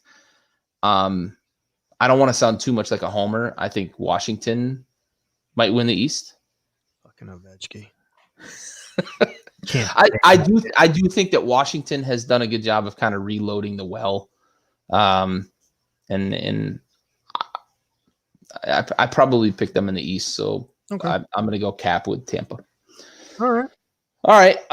Cap or Fax? The Penguins window is closed. I do apologize. I forgot to get these first two questions on our board so they can scroll across. So my apologies there. Man, I'm going to go Fax on this one. I am. With Crosby being banged up the past couple years and concussions or whatnot, he hasn't been the same, and they haven't made it any further. And so Fax. Yeah, I'm with you. Fax. I don't think they're as deep a lineup as they've been either in the past. It's Crosby when he's at his best is pretty unbelievable, but he's not often at his best anymore the way he's been banged up. Yep. Fax. Penguins window is closed for sure. All right. Cap or Fax, your favorite guy there, Ovi, will lead the league in goals scored again. He's chasing the great one. I know. I'm gonna have to give it to him. I'm gonna go Fax on this one. I hate to do it just because I hate the dude. He looks stupid and he just talks stupid and just. But he can play some fucking hockey. He can stick on ice. So yeah, I'm gonna go Fax on this one with him. I'm going to go Fax, and I think this is probably the last year that I'm going to be able to go Fax on this. I think at some point he's got to start, but he's been defying logic the last 2 years. Leading in goals scored. It's in the back end of his career. It's just unbelievable sometimes when I watch games and see him hit those one-time lasers from the point. It's he just gets to his spot, especially on the power play. He just gets to his spot, and as soon as the puck gets anywhere near him, he's just hitting a laser top shelf. So yeah, I think I go Fax, but I think this is the last year I'm going to be able to go Fax on this. Alrighty. All right. We are going to switch gears a little bit to football on this Cap or Fax segment. Cap or Fax, Houston trades Deshaun Watson. Fax. Ooh, I like it. I'm going Fax because you know what? If Harden can do whatever he did and speak his mind and get traded, Deshaun Watson can speak his mind. He's gonna get traded. Now where he goes to, I don't know. I was gonna ask you. I was gonna put down the spot. Everyone's saying Miami. Okay, everyone's saying Miami because they have draft picks and cap space, all this. I was maybe thinking Detroit. Ooh, a little player for player swap? Detroit can rebuild around Watson? Yes. And Stafford goes to Houston and can. Okay. And it's not going to be the most popular one by any means, but yeah. I'm going Detroit with him, but I'm going Fax for this. I'm Fax with you. I was really back and forth on this a lot because I think Houston's stupid to trade him, but I don't like what Cal McNair's been doing. No. And I don't think he's smart enough not to trade Watson. So I think this is facts. Where he goes to, I've got 4 destinations that I think are going to be the most likely. And of those 4, I'll probably be able to pick one. New England is definitely going to be calling. Yeah. I don't know that New England has the capital to get him I don't think so compared to other teams. Yeah. Miami, and we have a later Capperfax question that might feed into this. The Washington football team, I think, is a team that's really considering wanting to settle the quarterback position. If Ron's not sold on Heineke, I think he's going to be calling both Detroit, who we're going to talk about in a moment, and Houston, if they're on the market. But the one that I think is the most logical is San Francisco. Okay. I think that San Fran has a high pick. Houston lost their high pick in the Tunsil trade, and that's how Miami has the 3rd pick. Yep. And another Bill O'Brien fucking bungled pick. I think that San Francisco has the draft capital to get him, and I think it might be a Jimmy G plus 2 picks trade for Deshaun Watson. Houston gets a veteran to be able to maybe build around, but also draft a young guy. I think San Fran is probably going to be the most likely landing spot. So one that was also on my radar, and I want to get your perspective on it just real quick before we move on to the next one. What about Jacksonville? That's a tough one. If I'm Houston, do I trade Deshaun Watson in the division? Basically, the only thing you can give for Watson with Jacksonville are just picks because you traded all your other good players the years prior. So it's your first round pick this year, probably another first round pick next year, and then maybe a 2nd or a 3rd round pick the following year. Yeah.